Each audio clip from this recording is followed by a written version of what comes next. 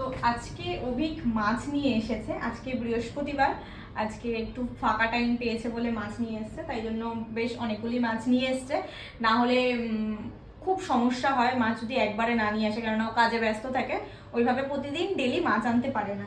তো আজকে অনেকগুলি মাছ নিয়ে এসছে, সেগুলি তোমাদের সাথে শেয়ার করবো কি কি মাছ এনেছে। চলো, প্রথমে কাতলা মাছ এনেছে মনে হয়, এটা অভিক দিয়ে গেছে প্রথমে।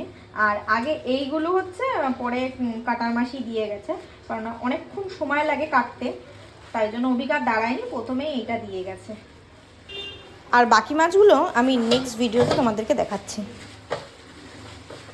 বাহ, ভালো পেটি পেয়েছে। দেখি আজকে পারলে কাতলা কালিয়া করবো, ওখানে দই দিয়ে কালিয়া করবো। বাহ, পেটিগুলো হেব্বি সুন্দর সুন্দর পেটি।